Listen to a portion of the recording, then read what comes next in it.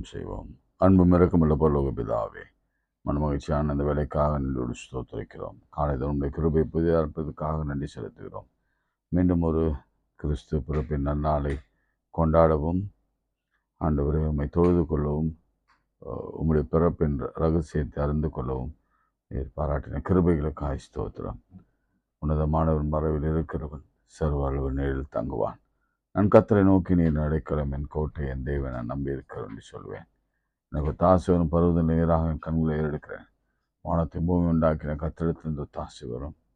உன் காலை தள்ளாட விட்டார் உன்னை காக்கிறவங்க. இசைவிலை காக்கிற உணங்குவதும் இல்லை, தூங்குறதும் இல்லை. கர்த்தரின் மேய்ப்பராக இருக்கிறார். நான் தாட்சியேன். அவருடைய புள்ள இடங்களில் மெய் தம்மந்த தண்டனை கொண்டு போய் விடுகிறார். என் ஆத்மாவை தேற்றி தமது நாமத்தின் நீதியின் பாதை நடத்துகிறார். ஆண்டவரை இவ்வளவு வாக்குத்தத்தங்கள் கொடுத்திருக்கிறேன். இந்த வாக்குத்தத்தங்கள் நிறைவேற காத்திருக்கிறோம். நிலை மாறும்படி காத்திருக்கிறோம். நாளை எங்களோடு கூட பேசும். இயேசுவின் நாமத்தில் பிதாவே, ஆமென். தேவனுக்கே மகிமை, தெய்வத்திற்கே மகிமை என்ற பாடலின் ஒரே சரணத்தை மாத்திரம் பாடும். தேவனுக்கே மகிமை, தெய்வத்திற்கே மகிமை, தேடி வந்து மீட்டவரே தினமுமக்கே மகிமை. உம்மை தேடி வந்து மீட்டவரே தினமுமக்கே மகிமை. ஐயா வாழ்க வாழ்க, உம் நாமும் வாழ்க. ஐயா வாழ்க வாழ்க, உம் நாமும் வாழ்க. எளிமையான எங்களையே என்றும் நினைத்தவரே, எளிமையான எங்களையே என்றும் நினைப்பவரே, எங்கள் ஒளிமயமே துணையாளரே, உள்ளத்தின் ஆறுதலே. எங்கள் ஒளிமயமே துணையாளரே, உள்ளத்தின் ஆறுதலே. ஐயா வாழ்க வாழ்க, உம் நாமும் வாழ்க. ஐயா வாழ்க வாழ்க, உம் நாமும் வாழ்க. செவிகளினீர் திறந்து விட்டீர், செய்வோமும் சித்தம். செவிகளினீர் திறந்து விட்டீர், செய்வோமும் சித்தம். இந்த புவிதனிலே உம் விருப்பம் பூரணமாகட்டுமே. இந்த புவிதனிலே உம் விருப்பம் பூரணமாகட்டுமே.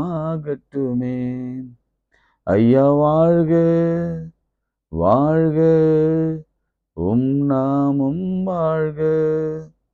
ஐயா வாழ்க வாழ்க, உம் நாமும் வாழ்க. கைகளை உயர்த்தி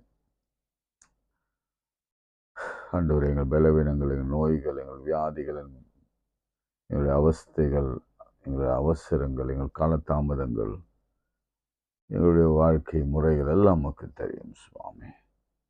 உதவி செய்யும்படியாக எங்களுடைய தாசி வரும் பருதல் நீராக கண்களை எடுக்கிறோம்.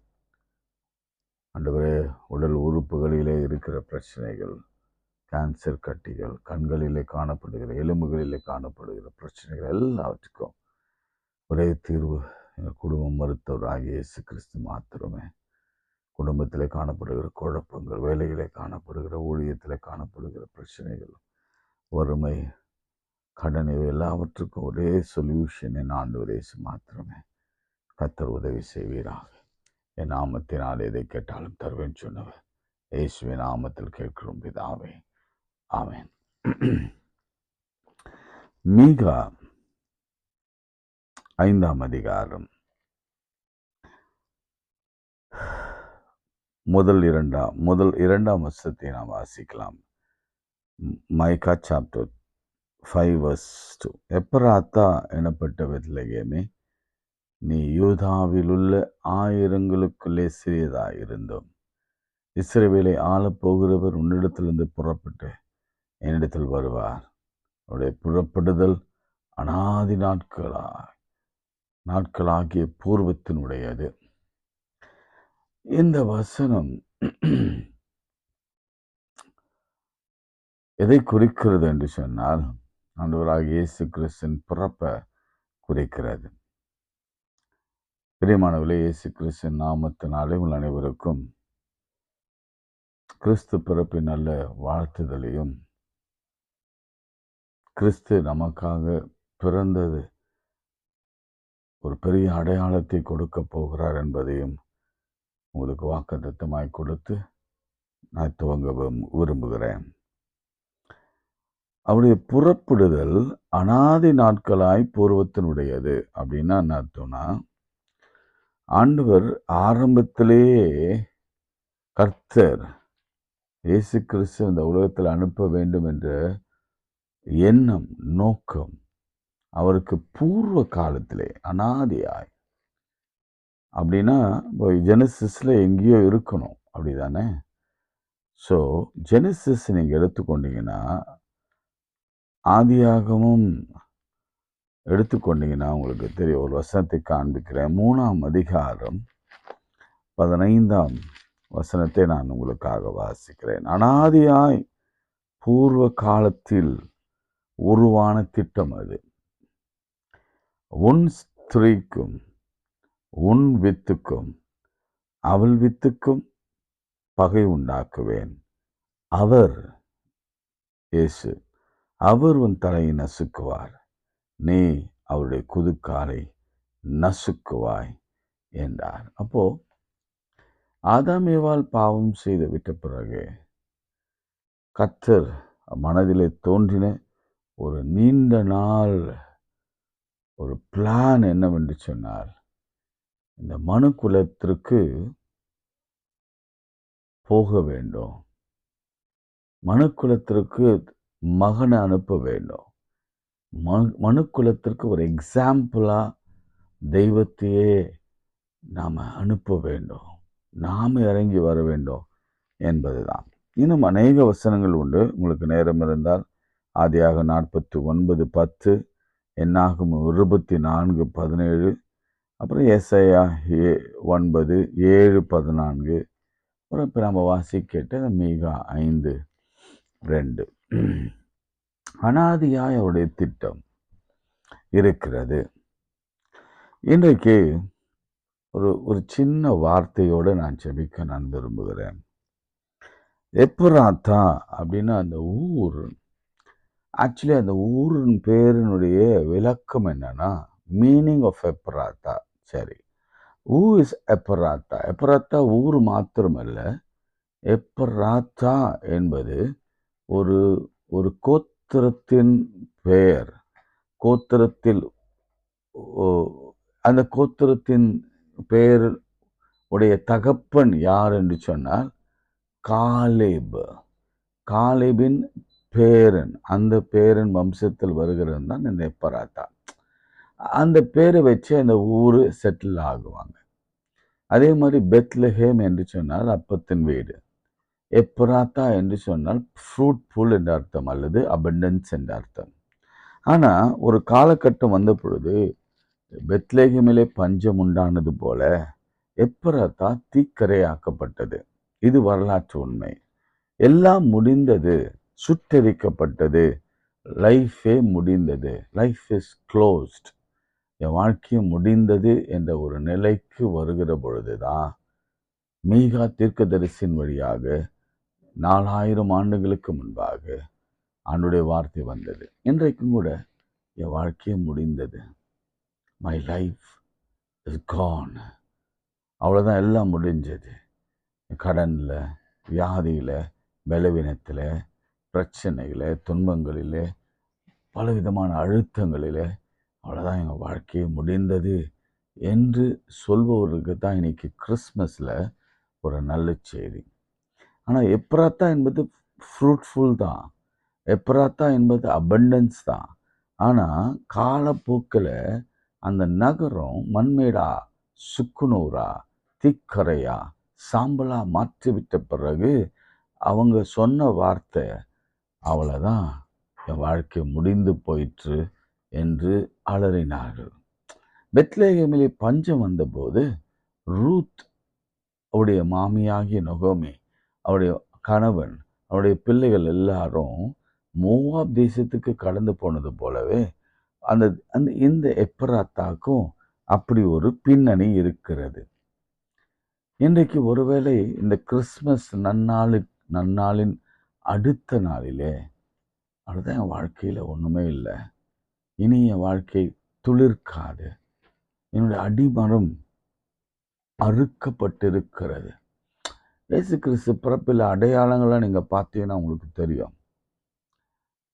ஈசாயின் அடிமரத்திலிருந்து ஒரு துளிர் அப்படின்னு வரும். அப்படின்னா அது வெட்டப்பட்டு பல வருடங்கள் ஆயிற்று. 40 ஆண்டுகள் அல்லது 60 ஆண்டுகள் அல்லது 1000 ஆண்டுகள் அல்லது 2000 ஆண்டுகள் அடியோடு வெட்டப்பட்ட ஒரு மரம். ஒரு நாள் வரும், அந்த நாள் தான் கிறிஸ்து பிறப்பின் நாள். கிறிஸ்து நமக்குள்ளே பிறக்கும் பொழுது, நாம் அவரை விசுவாசிக்கும் பொழுது, அந்த நாளிலே அது எப்பேற்பட்ட அடிமரமாக இருக்கட்டும், அதன் பூமிக்குள்ளே புதைந்து தண்ணீர் இல்லாம, அதற்கு சத்து இல்லாம, அது அது திரும்பவும் முளைக்காமல் போனாலும், அந்த பச்சை பற்று வராமல் போனாலும், ஆண்டவருடைய வருகையின் பொழுது, ஆண்டவர் பிறக்கும் பொழுது அதிலிருந்து ஒரு இலை, அதிலிருந்து ஒரு கிளை, அதிலிருந்து ஒரு வேரிலிருந்து துளிர்க்கும் என்று வேதம் சொல்லுகிறது. இங்க நம்ம வாசிக்கிறோம், பெத்லகேமே நீ யூதாவின் ஆயிரங்களுக்குள்ளே சிறந்தவள், ஆயிரங்களுக்குள்ளே சிறியதாயிருந்தும். இன்னைக்கு ரெண்டாவது ஒரு காரியத்தை உங்களுக்கு சொல்கிறேன், நல்ல மனதில் ஆழத்தில் வைத்துக் கொள்ளுங்க. இந்த தீர்க்க தரிசனம் சொல்லப்பட்ட ஆண்டு 4000 ஆண்டுகளுக்கு முன்பாக, இயேசு கிறிஸ்து பிறப்புக்கு 400 ஆண்டுகளுக்கு முன்பாக சொல்லப்பட்ட ஒரு தீர்க்க தரிசன வசனம் இது. அப்படி சொல்லும் பொழுது அவர் சொல்லுகிறாங்க, எப்படி சொல்றாங்கன்னா, எப்ராத்தா நீ ரொம்ப சின்னது, பெத்லகேமே நீ ரொம்ப சின்னது.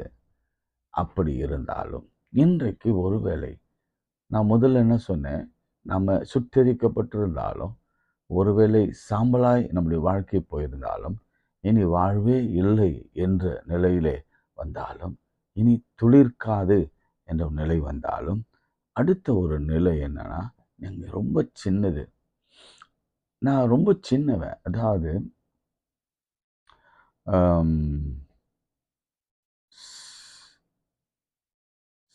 சிமியோன், மன்னிக்கவும், கிதியோனை ஆண்டவர் சந்தித்த பொழுது அவர் சொல்வார், பராக்கிரமசாலியே. அவன் சொன்ன, நான் ரொம்ப சின்னவன் அப்படின்னு சொன்னான். நீங்கள் நியாயாதிபதிகளை எடுத்து நீங்கள் வாசினா உங்களுக்கு தெரியும். நீங்கள் தயவு செய்து வாசிங்க, அது உங்களுக்கு ரொம்ப பிரயோஜனமாக இருக்கும். கிதியோனே, பராக்கிரமசாலியா கிதியோனே, ஐயா நீங்கள் பராக்கிரமசாலின்னு சொல்லாதீங்க, நான் இருக்கிறதுல ரொம்ப பயந்தவன், இன்னும் எங்களுடைய ஜனங்களுக்குள்ளே நான் ரொம்ப சிறியவன், என்னை கூப்பிடுவதற்கு நான் தகுதியற்றவன் அப்படின்னு சொன்னால் ஆண்டவர் சொன்னார், இல்லை, நான் உன்னை அழைத்தேன், நீ போ, நான் உனக்கு ஒரு அடையாளத்தை காண்பிப்பேன். அடையாளத்தை அவன் பெற்றுக்கொண்டான். கிதியோனின் பட்டியம் கர்த்தரின் பட்டயம் என்று சொல்லி யெகோவா ஷாலோம் என்று பெயரிட்டான். யெகோவா ஷாலோம் என்று சொன்னார், நான் சமாதானம் என்று அர்த்தம். நான் சாவதில்லை, எனக்கு சாவு இல்லை, நான் கர்த்தரை முகமுகமாய் கண்டேன் என்று சொன்னான். ரொம்ப சிறியவனாய் இருந்த தாவீது, இவர் சாமுவேல் வருகிற பொழுது ஈசாய் ஆகிய அவருடைய தாவீதின் தகப்பன் தாவீதை இன்ட்ரடியூஸ் பண்ணவே இல்லை. ஆடுகளுக்கு பின்னாக இருந்த ஒரு சின்ன பையன் அவன். அதே போல் கோலியாத்துக்கு முன்பாக நிற்கும்போது சகோதரலாம் சொல்கிறாங்க, நீ ரொம்ப சின்ன பையன். ஏன் ஈவன் சவுலே சொல்கிறார், நீ ட்ரெஸ் எல்லாம் போட முடியாது தம்பி, இந்த ட்ரெஸ் எல்லாம் உனக்கு செட் ஆகுது, நீ ரொம்ப சின்ன பையன். அப்படி சொன்னவனை தான், அப்படிதான் இந்த வார்த்தை துவங்குகிறது. இன்னைக்கு யாரெல்லாம் இந்த கிதியோனை போல நான் குடும்பத்தில் ரொம்ப சிறியவன், என் தங்கச்சி அண்ணெல்லாம் நல்லா வசதியாக இருக்கிறாங்க, என் சித்தப்பா பெரியப்பா நல்ல வசதி, நானும் ரொம்ப சின்னவனாக இருக்கிறேன், என் வாழ்க்கையில் சின்ன வீடு, சின்ன வாழ்க்கை, ஒரு சின்னத்தனமான ஒரு வேலை, சின்ன சம்பளம், அல்லது நான் ரொம்ப சிறியவனாக இருக்கிறேன், அற்பமாக எண்ணப்படுகிறேன், எல்லாராலும் புறக்கணிக்கப்படுகிறேன், எல்லாரும் என்னை வெறுக்கிறார்கள், எல்லாரும் என்னை உதாசீனப்படுத்துகிறார்கள் அப்படின்னு ஒரு நிலையில நீங்கள் இருப்பீங்கன்னா கிறிஸ்மஸ் உங்களுக்காக தான். ஏன் அப்படி சொல்கிறேன்னா, நீங்கள் மத்தேயு 2ஆம் அதிகாரத்தை நீங்கள் எடுத்துக்கொண்டா உங்களுக்கு தெரியும். 2ஆம் அதிகாரத்தில்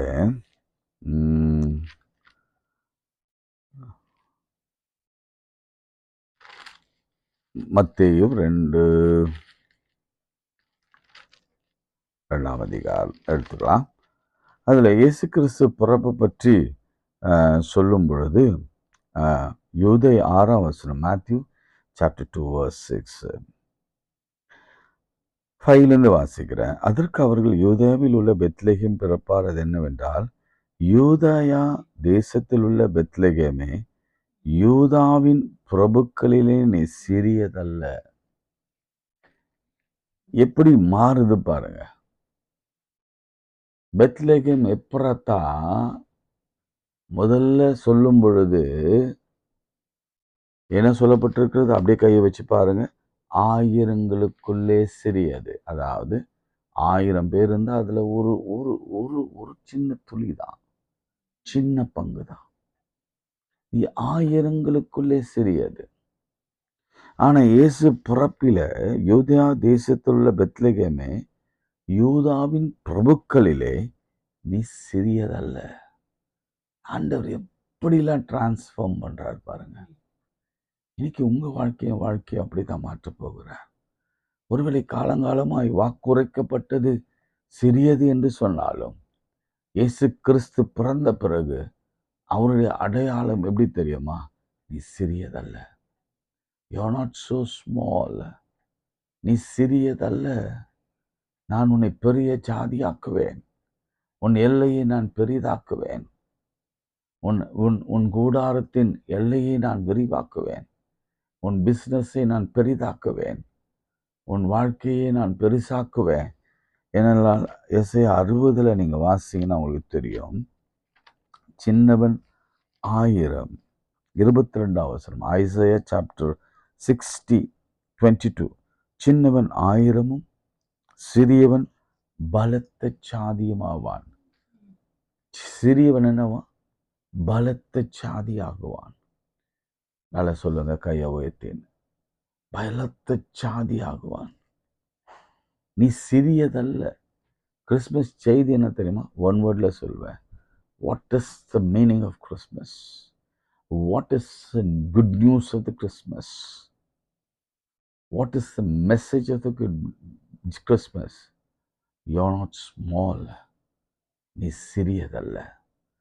ஒருவேளை காலங்காலமா உன்னை சிறியது என்று சொல்லி கொண்டிருக்கலாம். மீகால சொல்லப்பட்டது போல நீ சிறியது, நீ சிறியது. எல்லாரும் சொல்லலாம், பெற்றோர்கள், பிள்ளைகள், உடன்பிறப்புகள், வேலை செய்கிற இடங்களில், நீ பேசாத, உனக்கு ஒன்றும் தெரியாது, நீ சின்ன பையன், உன் வாழ்க்கையில் ஒன்றும் இல்லை, நீ அறியாதவ, உனக்கு பணம் இல்லை, உனக்கு ஞானம் இல்லை, உனக்கு அறிவு இல்லை, உனக்கு திறமை இல்லை, நீ இது எடுத்தாலும் தோல்விதான், உன் கையில் காசு இல்லை, நீ சின்னவன், நீ சின்னவன் என்று சொல்லி கொண்டிருக்கலாம்.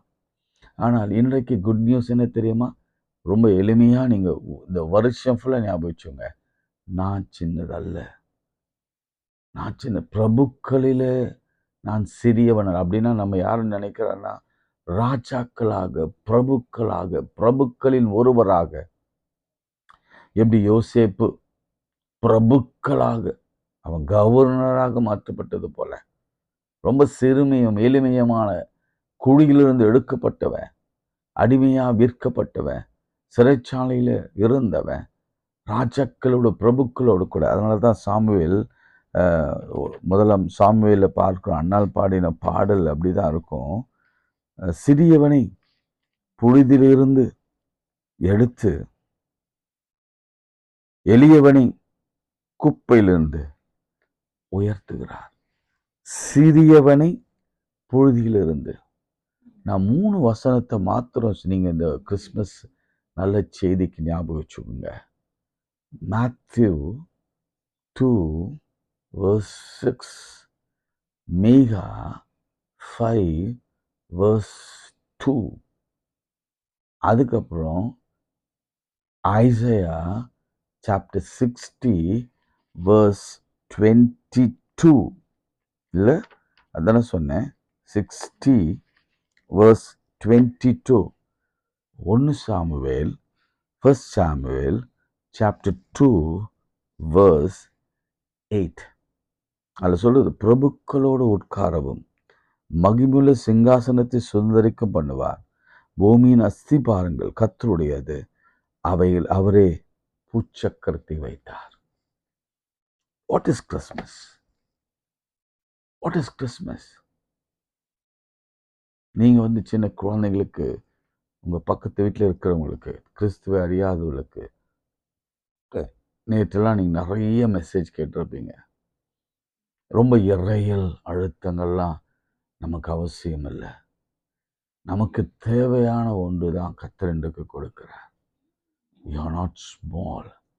நீ சிறியவன் அல்ல, நீ எளியவன் அல்ல, நீ குப்பையில் இருக்கிற பிறந்தவன் அல்ல, நீ தாழ்விடங்களிலே இருக்க வேண்டியவன் அல்ல, நீ குழிகளுக்குள் இருக்க வேண்டியவன் அல்ல, நீங்க புழுதிக்குள் போக வேண்டியவன் அல்ல, நீங்க ஐசியூல இருக்க வேண்டியவன் அல்ல, நீ சிறியவன் அல்ல,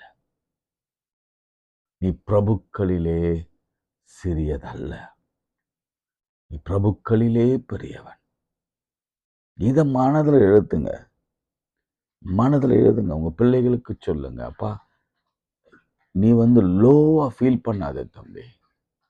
கடவுள் பார்வையில நீ பெரியவன், நீ சிறந்தவன், நீ உயர்ந்தவன், நீ பிரபுக்களோடு அமர பிறந்தவன், ராஜாக்களோடு உட்கார பிறந்தவன். ஏன்னு நான் சொல்வேன், நீ ஆசாரியராக லேவியராக அழைக்கப்பட்டவன், நீ மருத்துவனாக மாற வேண்டியவன், நீ உன் படிப்புக்கேற்ற வேலையிலே உமர வேண்டியவன், நீ வறுமையில் இருக்க வேண்டிய அவசியம் இல்லை. ராஜாக்களா பிரபுக்களா ஐஸ்வர்யவானா ஆபிரகாமை போல செல்வ சீமானாக வாழ பிறந்தவன், ஜெயிக்க பிறந்தவன். நம்ம கிதியோனத்தில் கற்றுக்கொள்ள வேண்டிய பாடம் அதுதான், ஜெயிக்க பிறந்தவன். ஜெபம் செய்வோம். அன்பு இறக்கல் பிதாவே, இந்த காலை வேளையிலும் கூட நீ கொடுத்த வாக்குத்தத்தங்களுக்காக ஸ்தோத்திரம். நான் சிறியதல்ல, என் பிள்ளைகள் சிறியதல்ல, என் குடும்பம் சிறியதல்ல, என் சந்ததி குடும்பம் சிறியதல்ல, என்னுடைய பேரப்பிள்ளைகள் சிறியதல்ல. நாங்கள்லாம் கிறிஸ்துவிலே பெரியவர்கள். சின்னவன் 1000, சிறியவன் 1000, சின்னவன் பலத்த ஜாதியமாவான். ஏற்ற காலத்தில் இதை நான் செய்வேன். ஆண்டவர், இந்த கிறிஸ்துமஸ் நாளிலே நம்முடைய பிள்ளைகளுக்கு அப்படி செய்யுங்க. இன்று எப்படி பிசி என்று வந்ததோ, பிஃபோர் கிரைஸ்ட், ஏடி என்று வந்ததோ, அப்படியே கிறிஸ்து பிறப்புக்கு பின்ன எங்கள் வாழ்க்கை சிறியதல்ல என்று உலகம் சொல்லட்டும், பார்க்கிறவர்கள் சொல்லட்டும். இன்றைக்கு எங்கள் தலைகளில் எழுதுங்க. குழந்தை இல்லாத, திருமணமாகாத, வேலை இல்லாத, சிறிய எளிமையாக வாழ்கிற பிள்ளைகள் மீது உன் தலையில் எழுதுங்க. கர்த்தருடைய வாக்கு இது நிறைவேறட்டும். நாங்கள் சிறியதல்ல. வருகின்ற வருஷம், வருகின்ற மாதம் நாங்கள் சாட்சியாக நிற்க உதவி செய்யுங்க. எல்லா வியாதி டோட்டலாக மாறட்டும். படிக்கிற பிள்ளைகளுக்கு ஞானத்தை, வேலை இல்லாதவருக்கு வேலையும், கடனில் உழந்து இருக்கிறவர்கள், அவமானத்தில் தலை பித்தி கொள்கிற அளவுக்கு இருக்கிறவர்களை கர்த்தர் அந்த கடன்லேருந்து விடுதலை கொண்டு வாங்க, வெளியே கொண்டு வாங்க ஆண்டவரே. எல்லா துதி கனமையும் உமக்கு சொல்கிறோம். இயேசுவின் நாமத்தில் ஜெபிக்கிறோம் நல்ல பிதாவே, ஆமென். என் ஆத்துமாவே கர்த்தரை ஸ்தோத்திரி, என் முழுமை பரிசுத்த நாமத்தை ஸ்தோத்திரி. என் ஆத்துமாவே கர்த்தரை ஸ்தோத்திரி, கர்த்தர் செய்த சகல மறவாதே. ஆமென். நமது ஆண்டவராகிய இயேசு கிறிஸ்துவின் கிருபை, பிதாவாகிய தேவனுடைய அன்பு, பரிசுத்த ஆவியின் ஐக்கியம் நம் அனைவரோடும் இன்றும் சதா காலம் நிலைத்திருப்பதாக. ஆமென்.